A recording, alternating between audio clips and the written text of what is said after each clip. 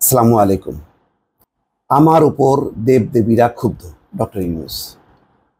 একটা এই বক্তব্য নতুন, অনেকগুলো শিরোনাম করা হয়েছে যে লোহার খাঁচার মধ্যে তাকে দাঁড়াতে হচ্ছে, বিচারের আগেই কেন এই ধরনের মানে অপমান করা হচ্ছে, এই প্রসঙ্গগুলো তুলেছেন। কিন্তু এটা একটা বেশ ব্যতিক্রমী, ইঙ্গিতপূর্ণ একটা শিরোনাম যে আমার উপর দেবদেবীরা ক্ষুব্ধ।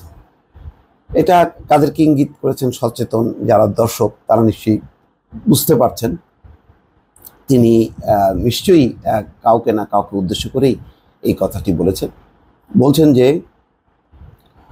মূলত আমার উপর দেবদেবীরা ক্ষুব্ধ, সেজন্য আমি হয়রানির শিকার হচ্ছি।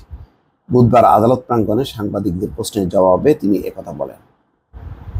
ডক্টর ইউনূসের পক্ষে সারা বিশ্বের খ্যাতিমান ব্যক্তিরা, নোবেল লরিয়েটরা কিন্তু আবেদন করেছেন যে ডক্টর ইউনূসকে বিচারিক হয়রানি করা হচ্ছে।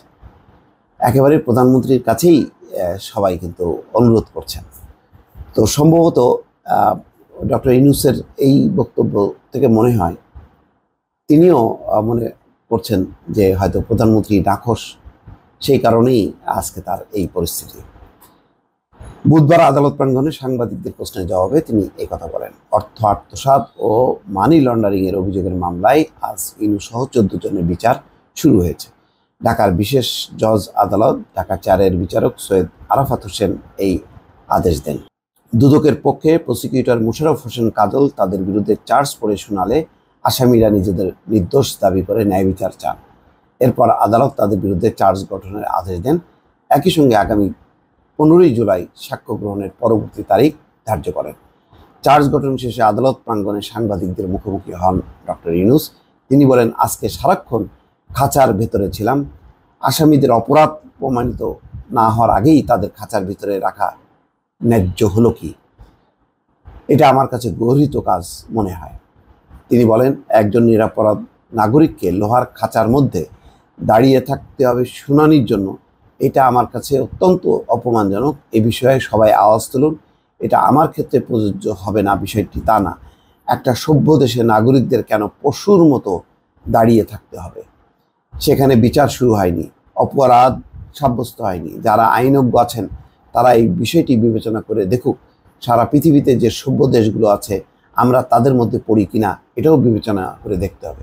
আসলেই যখন কি ট্রাম্পের বিচার হয়, ট্রাম্প এসে কি লোহার খাঁচার মধ্যে দাঁড়িয়েছিল?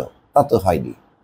তো সেই কারণে তিনি এই উদাহরণটা টানছেন যে সভ্য দুনিয়ার বিচার আর আমাদের দেশের বিচার ব্যবস্থার মধ্যে একটা পার্থক্য, এই বিষয়টা যাতে সাংবাদিকরা গণমাধ্যমে তুলে ধরেন। তিনি বলেন, আমরা সারা জীবন মানুষের সেবাতে কাটিয়েছি, অর্থ আত্মসাৎ কেন করতে যাব? কাজে এখানে কেন হচ্ছে? এটাই হলো হয়রানি। আমাকে নানা ধরনের কথা বলে হয়রানি করা হচ্ছে। এই বিষয়গুলো আমি বারবার বলেছি। আমাকে বলা হচ্ছে সুদখোর, অর্থ আত্মসাৎকারী, আমি পদ্মা সেতুর টাকা আটকিয়ে দিয়েছি, এসব কথা বারবার বলা হচ্ছে। এভাবে বারবার হয়রানি করা হচ্ছে। আমাকে 2011 সালেই বলা হয়েছে রাজনৈতিক দল গঠনের বিষয়ে। আমি বারবার বলেছি এটা আমার বিষয় না, আমি রাজনৈতিক দল গঠন করব না। দুদকের প্রসিকিউটর মোশাররফ হোসেন কাজল বলেন, দণ্ডবিধির 409 ধারায় অভিযোগ গঠন করা হয়েছে। এই ধারার অভিযোগ প্রমাণিত হলে আসামিদের সর্বোচ্চ যাবজ্জীবন কারাদণ্ড হতে পারে, সর্বনিম্ন 10 বছরের সাজা হতে পারে। যাই হোক, এখন এই বিষয়টি এখন বিচার যেহেতু শুরু হয়েছে, এটার তারিখ হবে, কত লম্বা সময় ধরে এই বিচার চলবে এটা বিষয় না। কিন্তু এটা নিয়ে যথেষ্ট পরিমাণ এক ধরনের দেশি বিদেশি আন্তর্জাতিক চাপ তৈরি হবে নিঃসন্দেহে বলা যায়। বিচারটা অত সহজ সোজা সরল গতিতে এগোবে বলে মনে হয় না। দর্শক ভালো থাকবেন। আল্লাহ হাফেজ।